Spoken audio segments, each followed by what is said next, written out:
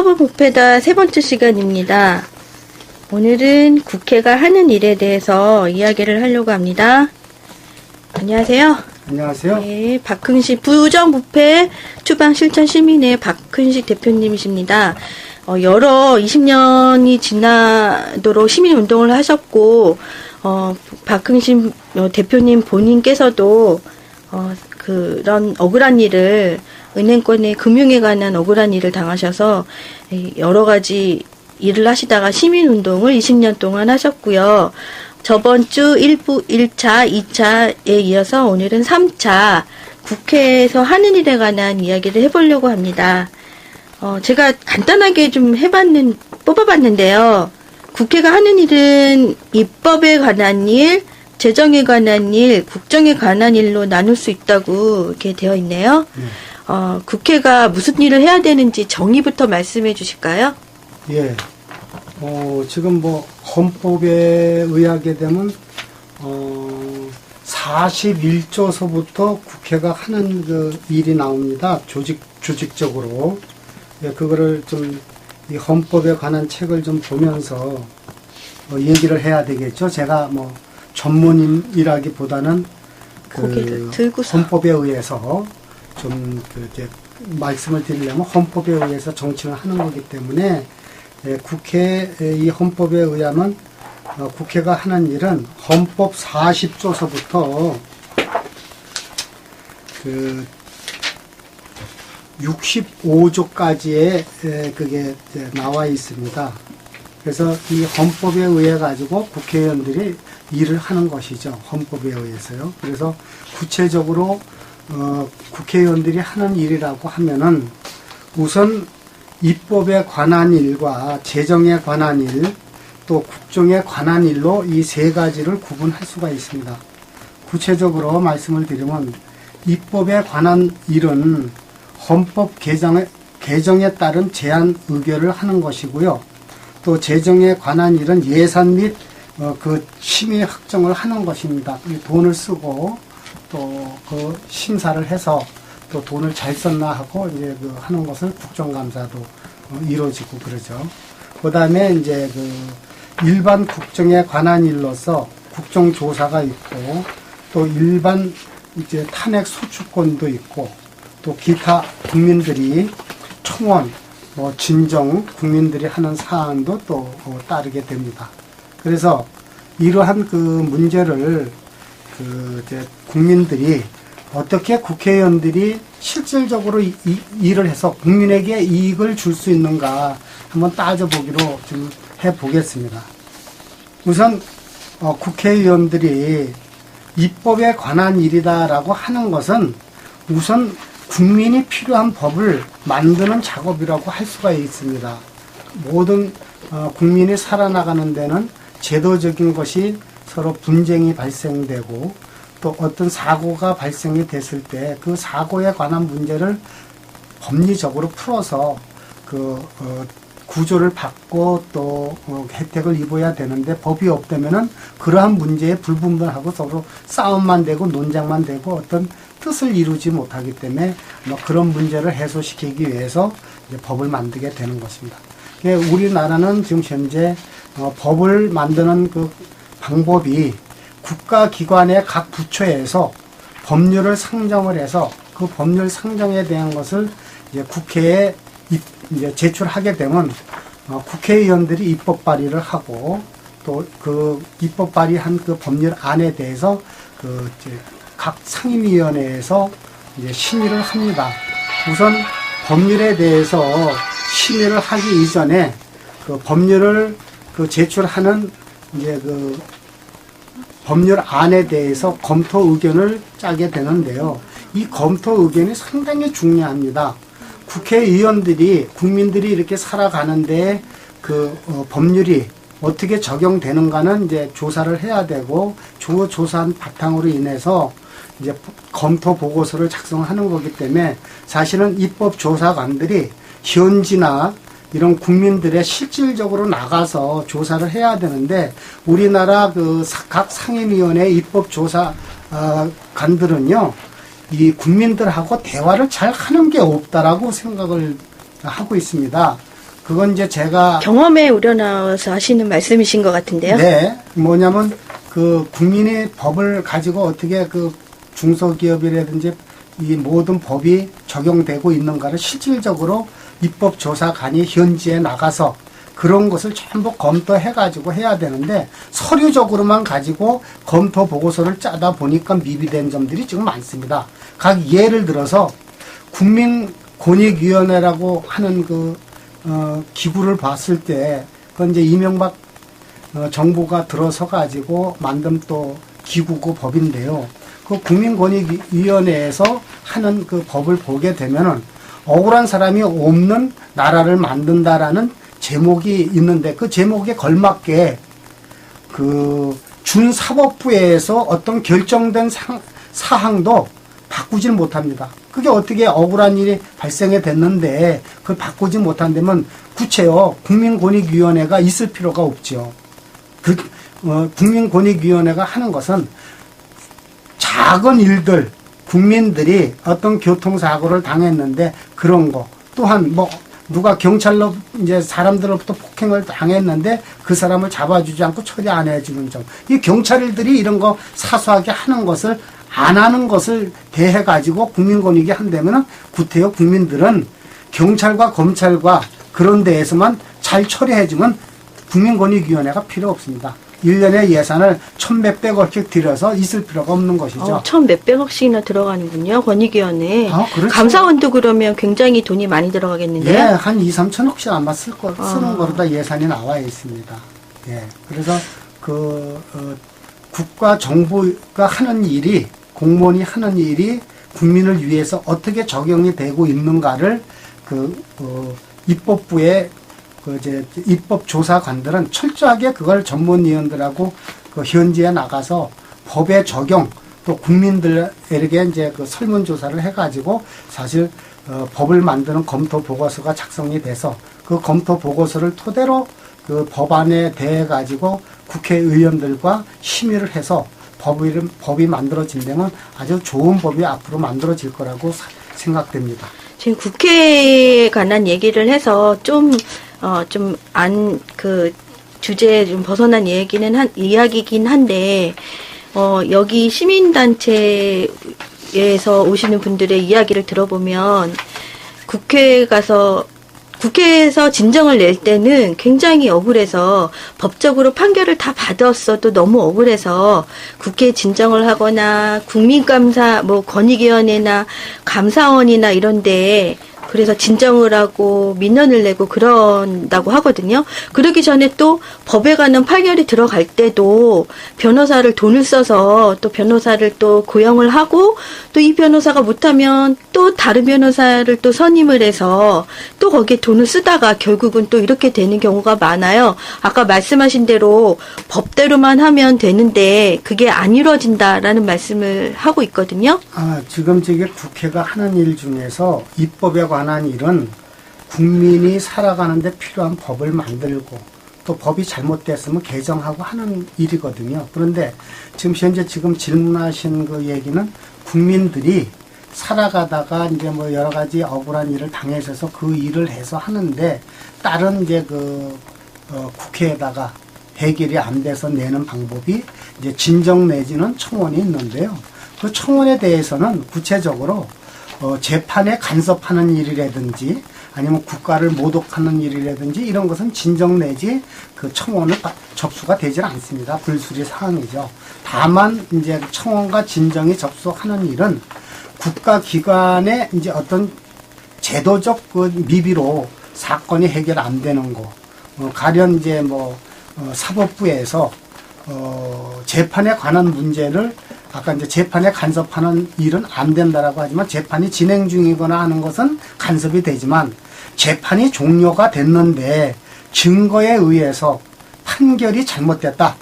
이러한 문제를 현실적으로 증거와 판결과 여러 가지 재판 기록에 의해서 그것이 현실하게 드러날 경우는 청원에 작성해서 국회에다가 접수시킬 수 있습니다. 그런 문제가 대두됐다라고 하면은 청원으로서 국회가 그걸 접수해서 법사위나 이런 해당 소관위원회가 이제 아마 법사위가 되겠는데 법사위원회에서 그 문제를 이제 심의를 하도록 이제 되면은 거기서 이제 이 문제는 그러니까 판사가 아니면 재판부가 사법부에서 잘못했다는 게 있을 경우 국정감사를 통해서 국정감사로서 이제 그 제도적인 거 잘못된 것을 바로 잡을 수도 있고 청원에 이제 접수된 내용 중에서 그 해당 그 재판부의 판사들의 이제 어떤 탄핵 소추까지 이어지는 그런 청원이라고 볼 수 있어서 가능하다고 생각이 되는 것이죠. 국회가 하는 일이 지금 입법에 관한 일, 헌법 뭐 개정 제안하고 또 의결하고 법률 바꾸고 새로운 법을 좋은 법을 또 만들고 만약에 지금 한미 FTA처럼 조약이 있는데 그거를 국회의원들이 동의를 안 하면 또 불허가 되는 상황 이런 거를 다 하는 것이고 또 국회 말이라서 또 지금 예산 심사를 하고 있잖아요. 그런 것처럼 예산 심의 확정 결산하고 그리고 그런 일들을 한다고 나와 있고 국정에 관한 국정감사 조사 이것까지 지금 말씀을 해주셨어요. 탄핵소추권도 있는데 이게 지금 국회에서 좀 야당하고 여당하고의 관계가 좀 미묘하잖아요. 만약에 지금 거대 여당이 있으면 거기에 또 힘이 실릴 것이고 또 거대 야당이 있으면 또 거대 야당에 힘이 실리고 이런 또 힘의 불균형이 올 수도 있는 그런 것 같은데. 그 이제 정치라는 것이 이제 그 통합적으로 우리 국민들이 아는 것은 이제 국회가 하는 건 정치인들이 입성해가지고 그런 것을 이제 다퉈서 제대로 이제 국민의 그 필요한 법을 만들고 또 국가가 그 사용하는 모든 그 재정에 관한 문제라든지 이런 것을 또 하고 또 FTA 같은 그런 이제 기타 이제 이런 그 관한 이제 입법 관계도 심의를 해서 이제 처리를 하는 곳인데 우선 제일 뭐 중요한 것은 아까 좀 전에 이제 말씀하신 여야의 정치인들이 야당 여당이 이제 뭐 해서 비준 그 받은 또 다른 각 그 당들이 이제 뭐 모여서 국회의원들이 모여서 이제 각 거대 힘을 가진 집단들이 상임위원회를 구성해서 이제 거기서 심의를 하는데 거기에서 이제 서로 의견들의 불분명하게 이제 싸움이 발생이 되면 입법 발의를 했던 것도 서로 싸움으로 이어져 가지고 본회의까지 상정이 안 됐을 때는 결국은 국민들만 피해를 입게 되는 것이죠. 모든 상정되는 이런 그 법률이라든지 기타 안건들이 사실은 그 소위원회를 거쳐 가지고 본회의에 가서 의결하는 기간이 대부분 90일로 되어 있습니다. 그런데 지금 현재 우리나라는 너무 이 여야의 주장들이 강하고 심사 뭐 이런 그 결과가 나오지 않기 때문에 또 이 서로 이제 그 투쟁하는 주장들이 너무 강한 경우에는 뭐 이 90일을 남길 뿐만 아니라 4년 동안에 한 건도 처리를 못하는 그런 아마 안건도 나온다고 볼 수 있죠. 그래서 지금 말씀하시는 것처럼 이렇게 이루어져야 될 법들은 이런 사정에서 이루어지지 않지만 또 이루어지지 않아야 될 법도 또 이렇게 돼서 또 통과가 날치기 통과가 되고 이런 것들이 이런 것들이 있거든요. 그러면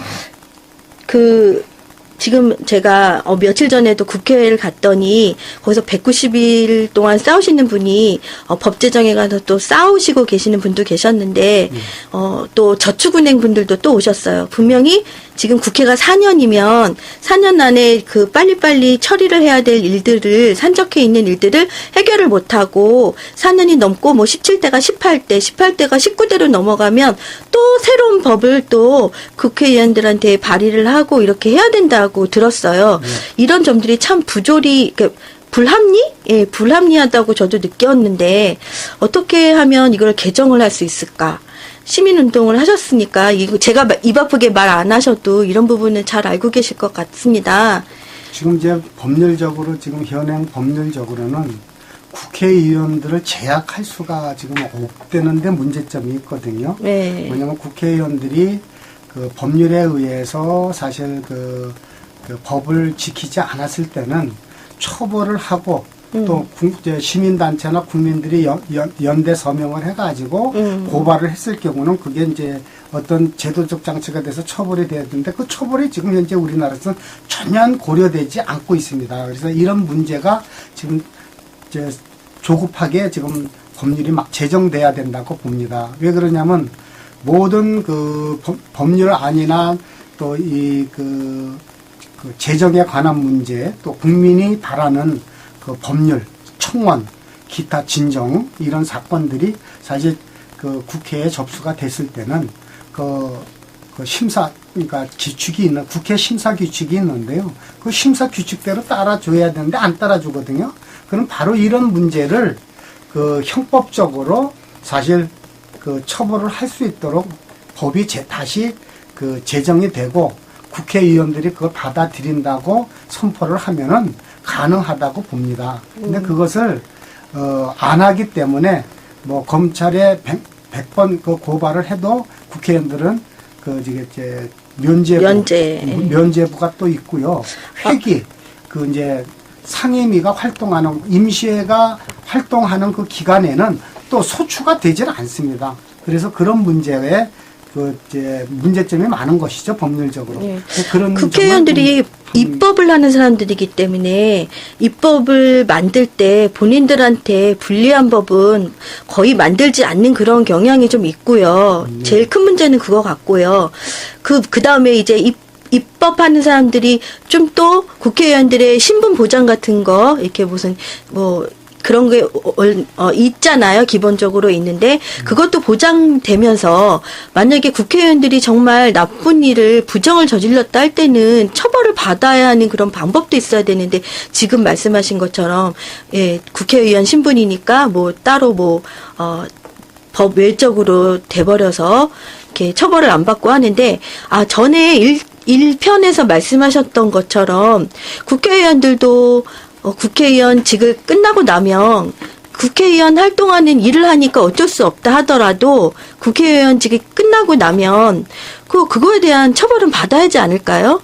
그런데 지금 우리나라 그 헌법에 보면은 국회에서 하는 그 의정 업무에 대한 것을 다른 그 곳에서 그 문제를 삼지 않기로 지금 돼 있거든요. 네. 그러니까 국회의 의정 활동 기간 중에 형법에 적용이 돼서 잘못하는 현저하게 직무와 관련해서 잘못하는 것은 그 형법과 뭐 형사소송법에 의해 가지고 형법에 의해 가지고 소추가 돼야 되는 게 맞습니다. 네. 가령 선거법 위반이다라고 하면은 선거법 위반은 분명히 그 적용이 되거든요. 그다음에 뇌물수수 같은 것도 적용이 되고 왜 그러냐면 국회의원들은 다른 그 일로다가 그 수익을 부당한 이익을 보지 못하도록 돼 있거든요. 그래서 이제 그런 뇌물수수라든가 다른 일에 대해서 이익을 보는 거기 때문에 그럼 바로 소추가 되고 처벌을 받기 때문에 벌금 100만 원 이상이 되면은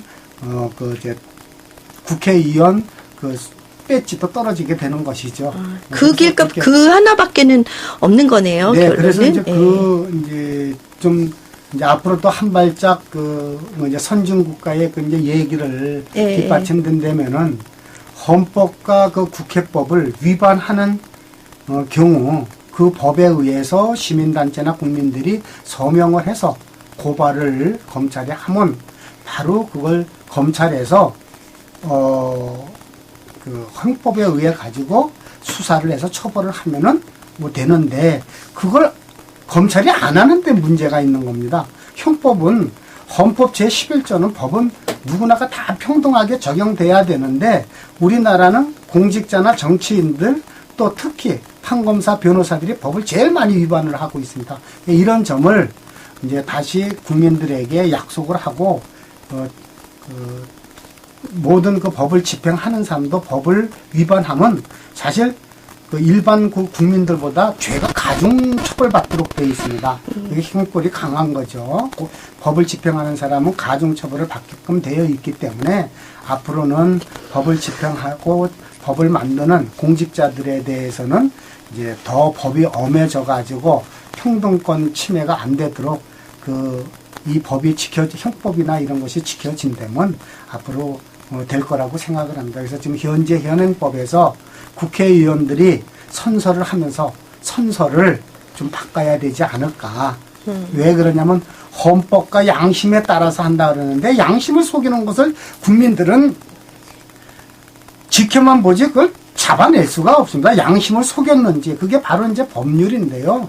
법률 위반과 관련해 가지고 고발을 할 경우 형법에 의해서 처벌을 시킨다면은 가능한데 그걸 처벌을 안 하는데 문제가 있기 때문에 이제 검찰은 그런 점이 좀 그 검찰청법에 의해 가지고 모든 공직자가 잘못됐을 경우는 처벌을 한다 이런 의지를 가지고 선서를 각 공무원들의 선서를 좀 바꿔야 되지 않을까. 새롭게 60년 전에 뭐 몇십 년 전에 만든 그 선서를 가지고 그 공무원들이 지금 직무를 하는데 거기에 잘못되어 있습니다. 네. 뭐냐면 이제 가령 법관이나 공직자들이 법률과 양심에 따라서 지금 뭐 행하도록 되어 있는데 양심은 빼고 법률과 증거에 의해서 이제 그 처벌을 하고 또 직무를 해서 만약에 위반이 될 시에는 국민 처벌을 받겠다 하고 국민들 앞에 선서를 한다면은 앞으로 좀 그 자숙해지고 법을 지켜서 법대로 하지 않을까 이렇게 지금 기대하고 있습니다. 그래서 좀 국민들에게 새로운 제19대 국회가 입성되기 전에 우선 그 선서에 있는 문안을 국민들에게 그 설문조사를 해서 바꾸는 것이 1차라고 생각이 됩니다. 1편에서 말씀드렸듯이 제가 아까 조금 전에도 4년의 임기가 지난 후에 그 비리나 이런 거에 대해서는 못했을 시에는 국회의원직을 내려왔을 때 꼭 벌을 받을 수 있게끔 하는 그런 법도 생겨야 될 것 같고요. 공무원도 5년이 공소시효. 예. 네, 국회에서 하는 의정 활동만은 이제 처벌이 안 되지만 예. 거기서 다수결에 의해 가지고 내가 다수결을 해 가지고 그 이제 법이 만들어진데 그게 악법이다. 그리고 처벌 못 하지 않습니까? 예. 그런 거는 처벌이 안 되지만 개개인의 국회의원들이 직무와 관련해 가지고 현저하게 형법을 위반했을 때는 그게 가능하거든요. 그래서 이제 그런 점은 뭐 공소시효가 이제 중단되지 않았고 공소시효가 살아 있으면 얼마든지 고소 고발이 가능하다라고 봅니다. 그래서 처벌이 가능하다고 봐야죠. 제 말씀은 그랬다 하더라도 이제 그 처벌을 받을 수 있는 그런 법이 생겨야 하지 않을까라는 거예요. 아닙니다. 그거는 지금 현재요. 형법적의 위반으로다가 보고 형법을 적용해서 사건을 제대로 조사하면은 분명히 법률 위반이 되기 때문에 처벌을 해야 되는데 그 처벌을 검찰에서 면죄부를 주니까 문제가 되는 것이죠. 법률대로만 하면 예. 문제가 되지 않은 많은 것들이 이렇게 떡밥처럼 원래 법은 떡밥이 아닌데 떡밥을 만들고 떡검이 되고 이런 게 문제라는 말씀이시군요. 네. 결국은 처벌을 안 하기 위해서 뭐 떡고물이라도 이제 받아 먹으면은 처벌을 안 하는 것이죠. 증거가 명백하게 있는데도 증거가 없다는 검찰들이 이제 주장이니까요. 그러니까 제 떡법은 부패다 이렇게 제목을 지은 겁니다. 예. 오늘은 국회에서 하는 일에 관한 얘기를 하다가 또 삼천리로 조금 빠졌었어요. 네. 입법에 관한 일과 재정에 관한 일, 국정에 관한 일, 또 탄핵소추권, 기타 여러 가지 뭐 승인권, 계엄 해제 요구권, 사면 동의권, 외국 군대에 가는 거 동의권, 국회의원, 국무위원 해임 건의권도 있네요. 네. 이런 거 되게 많은데 솔직히 이거 다 적용을 안 하는 것 같거든요. 맞습니다. 네. 출석을 안 하면 출석도 요구하고. 그게 제 국회법에 의해 가지고 출석을 안 하면요. 전부 그 국회법에 의해서 국회에서 고발을 하면 그 사람 처벌을 받거든요. 근데 그 고발을 안 하는데 문제가 있습니다. 지금 현재 국회의원들의 문제가 제가 그 청원을 15대 때서부터 지금 현재 18대까지 4대에 걸쳐서 지금 청원을 하고 있는데요. 그 문제를 오늘 좀 다루면은, 국회의원들이, 이 일을 제대로 안 돼서 직무를 안 하기 때문에 이게 지금 이렇게 4대까지 걸쳐서 해결이 안 되고 있구나를 알 수 있습니다. 그래서 그런 문제를 오늘은 좀 집중적으로 달아서 네. 국회의원들이 좀 이제 일을 좀 제대로 할 수 있도록 해야 되지 않을까 그런 문제로 좀 말을 좀 하도록 하겠습니다. 왜 그러냐면 지금 현재 국회가 하는 일 중에서 제일 문제되는 것은 어떤 안건이 뭐 국회에 접수됐을 때 정부가 뭐 재정에 관한 문제를 접수됐을 때 분명히 90일 내에 심의를 해서 이 본회의에서 통과를 해야 되거든요. 가부를. 그래서 만약에 이제 부결이 됐을 때는 다시 그걸 수정을 해서 다시 또 상정을 합니다. 근데 이제 이런 것이 반복되다 보면은 90일을 남겨서 결국은 연도별로다가 이제 어떤 재정 문제를 제정해야 되는데 뭐 연도가 넘어서 전에 16회 때인가 6회 때는 재정을 부결시켜 가지고 1월 달에 가결로다가 이제 정부가 그냥 그러니까 돈을 지급하면서 다시 받은 적이 있거든요. 그러니까 그렇게 되면 이거는 법치국가라고 볼 수가 없는 거와 같죠. 그래서 제일 문제되는 것은 90일 내에 이제 12월 달 안에 이것이 돼서 이제 내년도 2012년 그 예산이 집행돼야 되는데 왜 올해 안에 지금 많은 사건들이 안건들이 지금 본회의에 상정이 안 되고 가결이 안 돼서 지금 있는 모든 것이 지금 많습니다. 그래서 이런 것을 빨리 신속하게 하려면은 국회에 입법조사처라고 있습니다. 그 입법조사처 모든 입법 공무원들이 아주 전체적으로 조사하는데 집중을 하고 해야 되는데 그런 것을 지금 등한시하고 안 하고 회피하고 또 이유만 달고 뭐 이런 문제 때문에 국민들이 에게 욕을 먹고 그러는 것이죠. 그래서 지금 제가 4대에 걸쳐서 청원도 해결이 안 되는 것을 보면 지금 현재 제가 겪은 일이 돈이 있는데 은행에서 고위부도를 내서 그 고위부도에 의해 가지고 공장까지 다 경매가 되고 또 오히려 경매가 돼서 또 채무자로 다 전락이 됐습니다. 이런 문제를 해소하기 위해서 밝히기 위해서 금융감독원에 금융분쟁조정위원회에 해부했다가 거기서 결국은 임점조사, 증거조사를 잘못하고 은행의 편의만 봐주기 위해서 제대로 조사를 안 했기 때문에 결국은 제가 이제 은행에서 걸어온 사건에 의해 가지고 제가 부당이득금 반환 청구 소송을 해서 승소를 했거든요. 부도 처리가 아니기 때문에 이제 제가 쓴 이자는 7.5%인데 그걸 이제 19%로 상계를 했던 것을 7.5%로 다시 제가 갖는 그런 부당이득금 승소해서 제가 부도 처리가 아니라는 걸 밝혀졌기 때문에 그 문제를 지금 현재 금융감독원에서 부작위에 대한 것을 은행을 시정조치해야 되는데 그걸 시정조치를 안 하고 있는 겁니다. 그렇다면은 저는 이제 벤처 중소기업을 하던 사람이기 때문에 그 문제에 대해서 회복을 못하고 있는 것이죠. 또 국가 배상을 가려고 하면은 증거 자료를 찾아줘야 되는데 국가가 증거 자료까지 찾아주질 않습니다.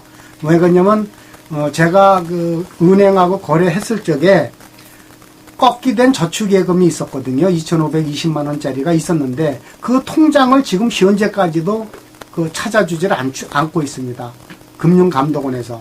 또 그 돈을 부도 처리 이후에 어음 7매를 2,174만 원 상당 되는 어음 7매를 그 예금에서 결제하고 그 어음장도 지금 내주질 않습니다. 그러면 이런 핵심적 증거를 내주지 않고 사법부로 내밀고 있던 금감원은 어떤 죄에 해당합니까? 무조건 직무유기 직권남용 또한 허위 공문서 작성 동행사죄가 되는 것이죠. 그 금융분쟁조정결정서는 결국은 판결서에 의해 가지고 허위 공문서가 되는 것입니다.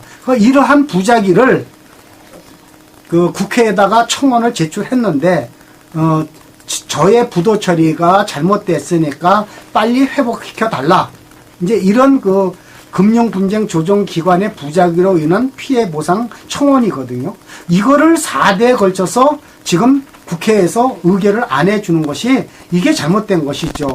청원법에 의하면 분명히 90일 내에 그 심사해서 그 심사한 결과를 청원인에게 통지하도록 되어 있습니다.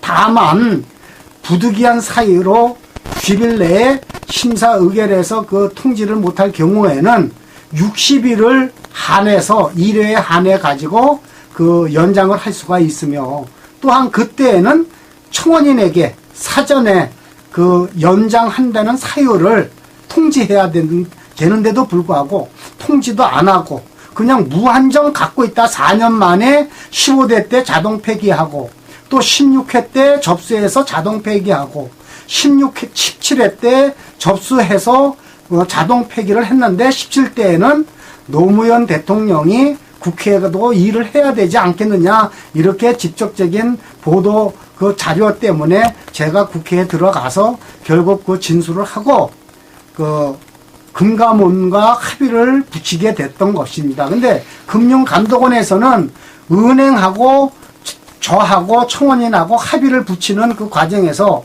은행은 7천만 원밖에 못 준다.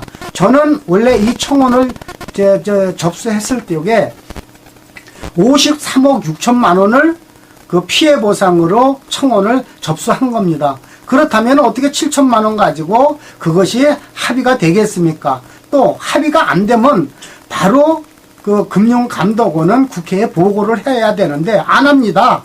1년씩이고 2년씩이고 있다가 보고를 안 하다가 회기가 다 될 무렵에 또 구두로다가 어떤 서면으로 뭐 이유를 다는 것이 공소시효가 지났다, 손해배상 청구권이 3년인데 불법행위는 3년인데 이게 지냈다, 이런 얘기를 이유를 달고 안 하는 겁니다. 그래가지고 또 17대에서도 이게 청원이 자동 폐기가 됐습니다. 국회의원 임기가 끝나가지고.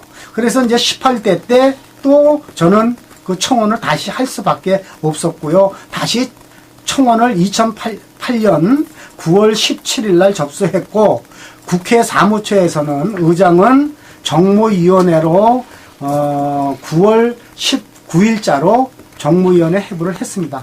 그래 가지고 그것을 또 그 2008년 그 10월 달에 공선진 국회의원은 또 국정감사까지 이거를 또 제시를 했습니다. 그런데 국정감사를 끝내고는 이 문제는 더 이상 진행할 수가 없다.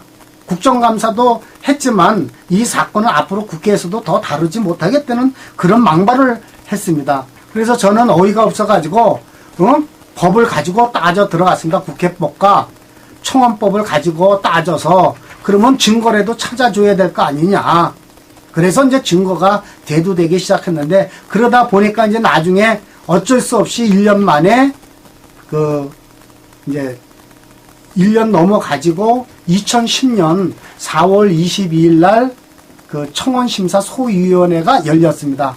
그 청원심사 소위원회에서 이제 17대 때 청원인과 은행이 합의를 한 내용 7천만 원을 청원인이 거절했다. 그 이제 합의가 될 수가 없고, 나는 이제 피해액이 워낙 53억 6천만 원 이상 되기 때문에 그거를 받지 못하면 합의가 될 수가 없어서 이제 제가 거부를 했지만은 그 문제를 다시 상정해가지고 했는데, 이 그 정모위원회의 이제 입법조사관들은 이 문제를 전문위원과 축조심사라고 하는 검토 보고서를 간단하게 자기네들이 마음대로 그 작성을 해가지고 그 상정을 했기 때문에 사실관계가 다 다른 겁니다. 법리적으로.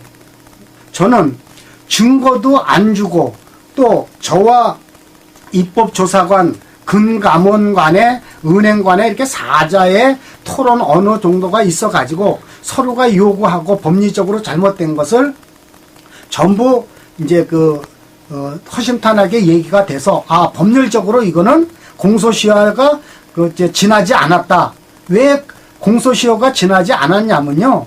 저는 이제 91년 2월 달에 말에 부도 처리로 인해 가지고 지금 현재 계속 채무가 늘어나고 있는 상황이거든요. 그런데 왜 내가 채무가 늘어나면서 공소시효가 중단됐다라고 보십니까? 그건 채무가 소멸되기 전까지는 공소시효가 없는 겁니다. 그런 것을 가지고 자꾸 금융감독원과 은행은 민법과 어디서 말도 안 되는 법을 적용해서 공소시효가 지냈으니까 너는 채무를 물어라. 이런 식이죠. 이건 말이 되겠습니까? 그래서 그런 엉터리 같은 이유로다가 하기 때문에 다시 이제 심사를 했는데요. 심사에서는 이제 국회의원님들이 이제 신권이라든지 이제 이런 분들이 이건 있을 수가 없다 그래가지고 금융감독원에 시정 공고를 냈습니다. 빨리 이 문제는 조정 방안을 강구해서라도 처리하고 보고를 해라. 이렇게 권고를 했는데 또 그 공고를 받은 금융감독원은 저한테 합의를 보자고 전화가 왔습니다. 그래서 어떻게 합의를 해줄 거냐고 물었더니 7천만 원 가지고 합의를 하자는 겁니다. 그래서 말도 안 되는 소리 하지 마라. 나는 부도 처리가 잘못됐으니까 공장을 찾아달라고 했습니다. 무조건. 제가 왜 부도 처리가 잘못됐는데 경매를 당해야 되고 제가 채무자가 되느냐. 공장을 찾아달라고 말씀을 했더니 전화를 끊고 그 다음부터는 더 이상 전화를 안 했습니다. 금감원이. 그런데 이 문제가 원래 국회법 5조인가 7조에 의해서 이 시정 공고를 받은 각 정부 기관은 10일 이내에 보고하도록 되어 있습니다. 국회에. 이걸 위반하고 또 국회의 입법조사관은 그걸 무한정 봐두고 있는 겁니다. 국회법을 위반하는 금융감독원을. 그래 가지고 이제 올해 2011년 6월 22일 날 또 다시 청원심사 소위를 열었습니다. 저희 단체에서 강력하게 계속 국회의원들과 이런 인터넷상으로 계속 문제를 제시하고 하니까 이 문제를 이제 다룬다는 전제 조건 하에서 했습니다. 또 특히 이제 빠진 얘기가 있는데 올 1월 달에 2011년 1월 3일서부터 8일까지 세계일보에서 특집 방송으로 이 청원에 관한 문제에 대해서 일주일간 시리즈로 보도를 했습니다. 그래가지고 그때 당시 국회의장이 이 문제는 국회법을 바꿔서라도 청원이 90일 내에 또는 150일 내에 청원법대로 할 수 있도록 법을 고치겠다. 이렇게 입장 표명을 했는데 지금까지도 법을 심사하지 않습니다. 법사위나 국회 운영위원회에서요. 그렇다면은 이게 무슨 법에 해당되겠습니까? 무조건 형법상 123조의 직무유기입니다. 안 하고 있는 거. 또 해야 될 일을 지연하고 있는 거. 그러니까 고난을 가지고 지금 직책을 남용해서 지금 안 하는 거죠. 직권남용죄까지 지금 부과될 수 있습니다. 이런 문제를 저희 시민단체나 국민들이 연명해서 고발을 할 경우 검찰에서는 이 처벌해야 됩니다. 형법을 위반했으니까. 뇌물죄만 처벌하는 게 아닙니다. 형법적으로 일을 안 하고 또 하는 일을 없이 무기한 연장을 하고 하는 것은 직권남용죄에 해당되기 때문에 처벌을 해야 됩니다. 왜 이걸 안 하고 있거든요. 그런데 이제 더 문제점은 6월 22일 날 청원심사 소위가 열렸습니다. 그때 당시에 청원심사 소위원장이 한나라당 홍준표 대표였었는데요. 대표가 되기 전에 청원심사 소위원장이었었는데요. 대표가 되시고 나서 선거 관계 때문에 김영선 국회의원님이 전에 정무위원장까지 하셨던 김영선 의원께서 청원심사 소위원장으로 위임을 받았습니다. 홍준표 위원장님한테. 그래서 홍준표 위원장 대리로다가 청원심사 소위원회를 열어서 이제 회의를 했는데 제가 그때 출석을 했습니다. 왜냐면은 작년에 그 2010년도에 그 금융감독원에 시정 공고를 했던 사항이기 때문에 그 문제를 서로 이제 올 이제 그 301회인가요? 이 그 청원 심사 소위에서 모든 것을 끝내기로 그 전문위원 이건우 전문위원과 김혜미 입법조사관이 약속을 했습니다. 또 김거성 그 이제 수석 전문위원까지도 다 약속이 돼 가지고 제가 그 이제 들어가서 끝내기로 얘기를 했으며, 또한 저는 고노을 국회 사무총장님과 박희태 국회의장님한테도 이 문제는 언론에도 보도됐던 모든 사항이기 때문에 법대로 하겠다고 했으면 공표를 했으니까 하는 줄 알고 저도 이제 출석을 해서 들어가서 그 청원심사소위원회에서 모든 얘기를 다 얘기했습니다.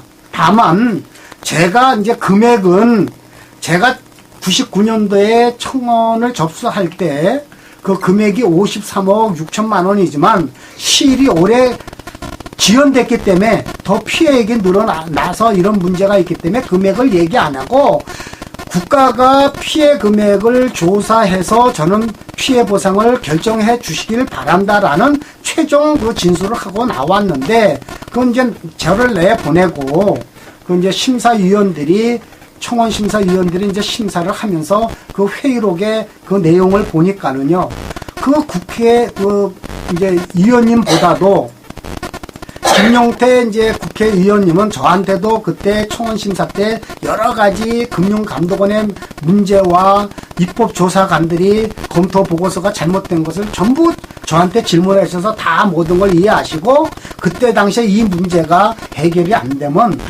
분명히 그 김용태 그 의원님은 국정감사를 발동해서라도 하겠다고 그 회의록에 나옵니다. 공표를 했기 때문에 저 앞에서.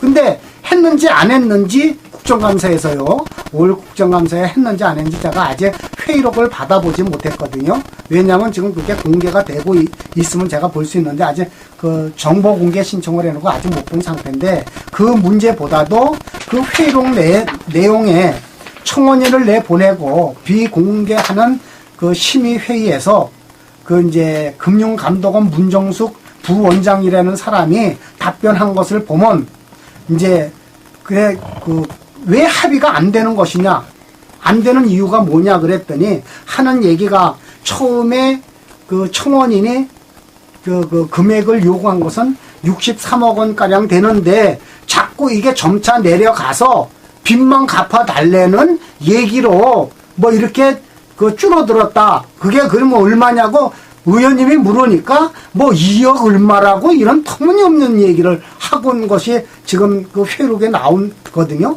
그러면 그 명백한 위원님들 앞에 거짓말을 했으면은 그걸 정모위원회 위원님들이 농락을 당하는 거 아닙니까? 그러면 이거를 입법조사관이 그 문제를 삼아서 저한테 물어봐가지고, 그런 얘기가 있느냐? 나는 한 게 없다라고 분명히 밝혔는데도 불구하고 이 문제를 고발조차도 안 하고, 또 의원님들은 이 문제를 다시 합의를 보게끔 하라. 어떻게 됐든지 합의를 보게끔 하겠다고 금감원이 이 문제를 계속 심사 의결이 지금 보류가 됐습니다. 계속 심사로. 그래 놓고선 지금 아직까지도 이거를 심사를 안 하고 있는 겁니다.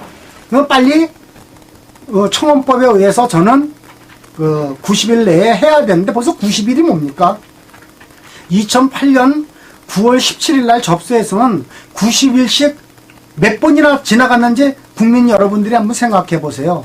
아마 10번 가까이, 10번은 안 되지만 10번이면 900일이니까 아니죠. 그러니까 1년은 360일이고 약 3년이면 그것도 한 9번 정도는 되겠네요. 2년 막 이렇게 되니까 그렇게 될 수 있겠네요. 그러니까 좀 이런 문제를 국민 여러분들도 이게 국회가 하는 일이 결국 국민에게 해주는 것은 진정하고 청원밖에 없는데 왜 이런 일을 안 해줄까? 또한 국가 기관이나 정부가 이 법률을 위반하고 있는 것은 국회의원들이 국정감사를 통해서 위반되는 것은 즉각적으로 고발을 해야 되거든요. 이걸 안 하는데 문제가 있죠. 그래서 우리 국민들은 국회의원들이 법률을 위반하는 사항에 대해서 명백하게 앞으로는 감시를 하고 그랬을 적에 국회의원들이 앞으로는 새롭게 더 태어날 거라고 보고요. 저는 그런 문제를 올해 해소되기 위해서 제가 이 문제를 다루기 위해서 사실은 국회를 상대로 국회가 헌법과 청원법을 지키지 않는 이 청원 문제에 대해서 국가인권위원회에 사실은 진정이 됐었습니다.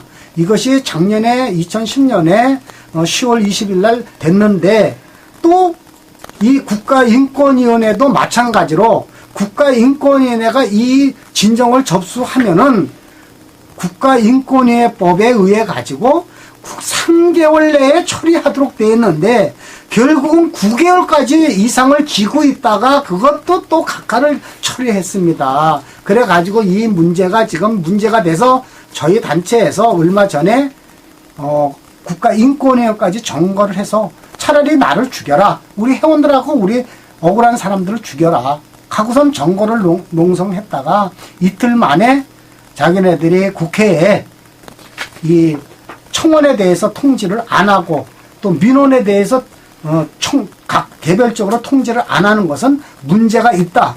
그래서 협조 요청을 바로 국회에다 보내기로 약속을 했거든요. 월요일날. 그래서 그 월요일날 이제 그것이 약속이 지켜지지 않을 때 저는 우리 회원들과 연명을 해서 국회의장을 비롯한 국회 운영위원회, 법사위원회, 정무위원회는 고발을 부득불 해야 되지 않겠습니까? 여러분 생각은 어떻습니까? 맞습니다. 저는 저는 법률 위반에 대해서는 부득불 국회의원들도 고발을 해야 된다라고 보거든요. 그래서 저희 단체는 2008년도에 그 국회의원 정무위원회를 30명을 고발한 적이 있습니다. 그때 검사가 그 이제 불기소한 이유도 보면은 청원법을 위반하는 것이 명백하죠. 그런데 안 했다는 겁니다. 이게 검사의 의견이니까 검사까지 고발을 해야 되겠죠. 앞으로는 저희가 이제 계속 법을 위반하는 검사 판사도 직접적인 이제 고발로 이어져서 형법에 의하면 무조건 고발을 계속 발동을 해서 나가는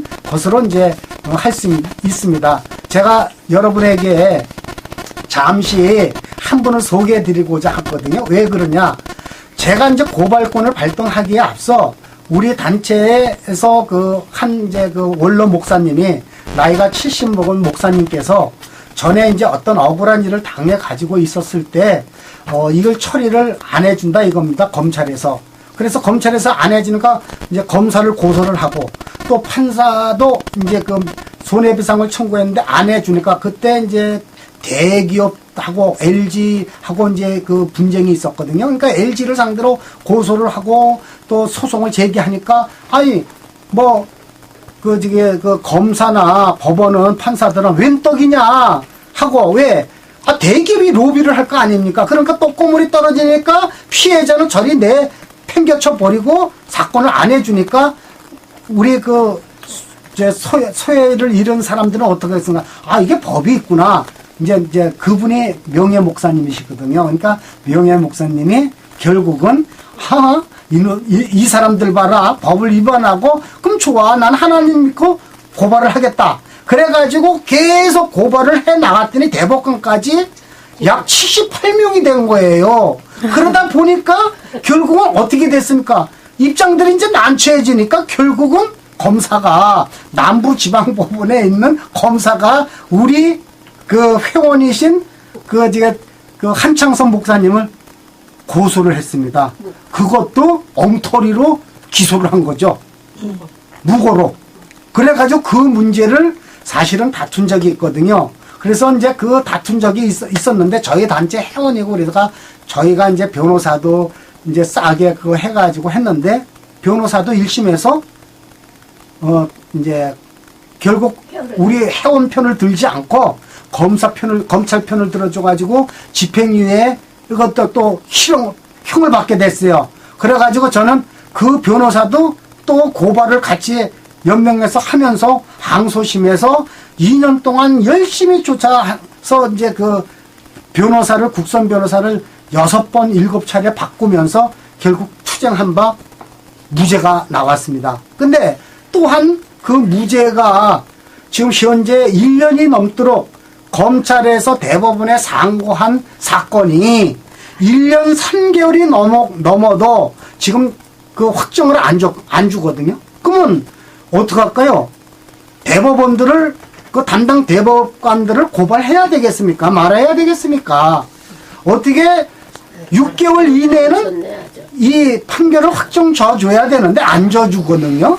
그러면 계속 그 재판, 그 신속하게 받을 재판 권한을 침해받는 거거든요. 그래서 이 문제를 우리 그 한창성 목사님한테 직접 한번 들어보기로 하죠. 이쪽으로 좀 말씀하실 수 오세요. 있으세요? 이쪽으로 오세요. 네. 저쪽에 이제 보이니까 이쪽으로 오세요. 이쪽으로 더 와서 같이 옆에 앉아서 좀 그 말씀을 한번 해 주시죠. 지금 현재 제가, 여기 그 떡법은 부패다라고 인터뷰하면서 제가 우리 한창성 목사님에 대한 얘기를 이제 언급했고, 또 한창성 목사님은 당사자이기 때문에 간략하게 뭐 말씀을 좀 해 주시기 바랍니다. 왜 이 문제가 그 1심에서 검사가 기소한 것이 유죄가 됐으며 항소심에서는 왜 무죄가 됐는지 그걸 간략하게 말씀해 주시고, 그 다음에 세 번째는 대법원에서는 왜 이 문제를 왜 무슨 이유 때문에 안 해주는지 그 소견을 좀 말씀해 주시면 고맙겠습니다. 예, 인사하시고요. 예. 네, 감사합니다. 한마디로 얘기를 해서 대한민국의 이 사법부는 물론 권력 있고 돈 있는 재벌에게 대해서는 그건 뭐 치외복권이고, 일반 서민에 대해서는 이건 법이 아니라 개판이다라는 이렇게 결론을 내린 겁니다.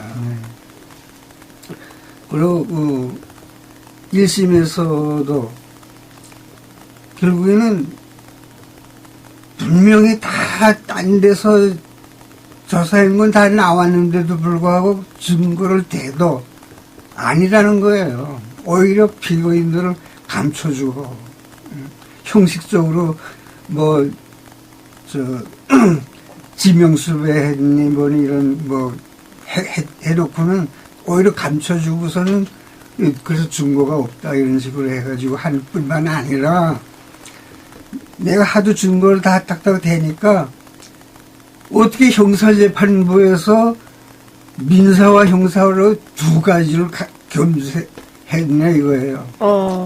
그럴 수가 이게 없잖아요. 남부지법원에서 그 사건 번호를 하게 되면은 민사로 되고, 그리고 내 이름으로다가 하게 되면은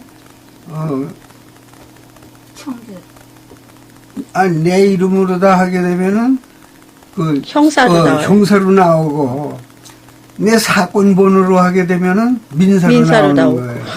이렇게 해놓고는 뿐만 아니라, 그 다음에 증거를 사실은 대전에다가 성부 문서성부 촉탁을 해서 판사 결정에 의해서 명색이 변호사가 가가지고 그 서류를 가져오는데, 여기서 청탁한 서류, 내 서류는 하나도 안 가져오고 엉터리 딴 서류를 갖다 놓고는 변호사가 갖다 놓고는 그렇게 되면 증거가 될 수 건데 없는 건데, 내 증거로 제시해 놓고는 그다음에 이걸 민사로 돌렸기 때문에 그것도 그렇고 내가 제한 것도 다 민사 사건에 명숙을 돌아가 버리고 형사 사건에 죽어버리는 거예요. 그건 없어진 거예요. 없어지고 그 다음에 최종 판결할 때에는 대전서 가지고 온 엉터리 그것을 형사 사건의 증거로다 제시해 가지고서 판결해요. 유죄가 그러면 이제 일반 이런 소송하는 사람들은 민사가 형사인지 이런 것도 몰랐을 것이고, 변호사 믿고 하는 거면 변호사가 증거를 그렇게 했을 그렇죠. 리라고 그렇죠. 생각했을 리도 없고, 이게 그러니까 믿을 수 판사들이- 없는 일들을 판사들이 별도로 이제 심리하는 그 서류들은 일절 국민들도 모르고 변호사도 모르고 아주 그 비밀리에 이제 그게 적용이 되죠. 근데 제일 문제되는 것은 증거가 명백해도 그 증거를 은폐하는 데 문제가 있고 그것을 그 증거로 채택하지 않는데 모든 재판이 좌우지지되는 것이죠. 그러니까 죄를 그렇게 짓게 만들고, 그러니까 죄를 누가 짓게 했습니까? 저희들이 죄 짓고 집니까? 죄가 이제 사람이 살다 보면 죄가 이제 우연히 발생이 되는데 그 발생된 것을 억울할 경우에는 재판부를 통해서 해야 되는데 그것이 밝혀지지 않는데 문제가 있는 것이죠. 그래서 이제 그 다음 이제 그 항소심에서 우리 그 한창선 그 목사님은 그 국선 변호사를 7번을 바꾸면서 한 것을 얘기를 들으시죠. 왜 변호사들이 7번을 바꾸게 됐는지. 이제 그 초점이 이제 여기 당사자한테는 그 변호사에 대한 거 얘기하기 전에 판사 아니 그러니까 변호사가 왜 변호사가 피고인에 대한 그 저거를 그 해달라는 요구를 안 들어줘서 결국은 바꾼 거 아닙니까? 그 얘기를 뭘 안 들어줘서 바꾸게 됐는지 그거는 결국은 피고인의 반대 신문 아닙니까? 검찰의 공소장에 대한 공소를 그것보다도 대전에서의 그 서류를 온전한 걸 가져와라. 판사가 그렇게 피고인이 제가 죄를 밝히려면 변호사한테 요구한 게 그거군요. 70세 지나면은 변호사 없이는 공판이 안 된다고 해가지고 내가 사선 변호인을 선임을 안 하니까 1심에서는 한번 당했는데 또 하느냐 이런. 안 하니까 국선 변호사가 또 내줬는데 와가지고 왔을 때 제가 요구하기를 대전에서 엉터리 갖다가 이렇게 해가지고 했는데 이거 다시 내 거로다가 문서 촉답을 다시 해서 제대로 거 갖다 달라. 근데 그걸 안 해준 건가요? 못 해주겠다고 사임을 한 거죠. 못 해주겠다고 6명이나 사의를 한 거예요. 계속 사임. 다 사임. 계속 반복되게. 그러니까 그게 말도 안 되는 거야. 6번을 자체적으로서 사임했더니 이게 말이 되겠습니까? 그러니까 국민들은 돈 없으면 바로 그것이 무전유죄라는 거죠. 돈 없으면은 변호사를 못 쓰게 되고 또 돈 없어서 국선 변호사를 쓰니까 요구하는 대로 안 해주니까 결국 죄인이 되고 만다 이런 취지입니다. 그래서 지금 나머지는 또 우리 한창선 목사님이 또 이제 마무리를 하시죠. 그래서 결국에는 7병까지 갈아가지고 판사가 이제 7번째 국선 변호사 판사가 손왕식 판사로다가 부장판사 기억이 판사도 많이 이제 그 사람도 못하겠다고 해가지고 결국에는 내가 또 사임하라는 게 사임기까지 다 냈는데 판사가 그걸 불허하고 일단 여기 세워놓고 이제 하는 거죠. 원하는 대로 해가지고 결국엔 내가 거기서 하여튼 조서 공판 조서까지 나오는 거 보면 꼭 민사로다가 나와요. 민사로. 그래서 그러고 내 모든 그 증거를 그 변호인이 다 기각했다 이런 얘기예요. 그래서 내가 변호인이 누구냐, 이거 기각한 사람이 누구냐라는 거로다 항의를 해가지고 조금이라도 법률에 이렇게 되고 내가 불하면 써놓거든요. 이 신청을 자꾸 하고 하니까 나중엔 자기도 견디다 못해가지고 이제 무죄 판결이 나온 건데. 대기업하고의 이런 싸움은 정말 힘듭니다. 근데 변호사도 7번 했겠지만 재판부가 5번 갈렸어요. 5번 갈리는데 첫 번째 재판부는 재판장의 이름도 없이 그저 그 서기의 이름만 가지고서 통지가 오고선 6개월간 연장. 6개월간 끌다가 재판부가 갈리는 거예요. 예. 그런 식으로 계속 갈리는군요. 그렇죠. 예. 그러니까 그렇게 해서 2년이 넘도록 그 다음에는 그 이름은 나오지만은 재판이 진행이 안 된 거죠. 예. 그래서 이제 그런 걸 모든 걸 해가지고 그러면 결론적으로는 이제 우리 무죄를 목사님께서는 무죄를 받으셨지만 그 기간에 엄청 엄청 길고 고통과 또, 예. 예, 그 법에 대해서 예. 그런 생각들이 많이 바뀌시고 예. 판사도 변호사도 그렇죠. 다 많이 아니다라고 느끼셨다는 예. 그런 말씀이실 것 예. 같습니다. 예. 그래서 아유, 어쨌든 무죄 받으셔서 예. 다행이십니다. 예, 예. 아직 18개월 됐는데 대법원 18개월, 2년 6개월이 됐군요. 됐는데 대법원에서는 아직 아무 소식이 없어요.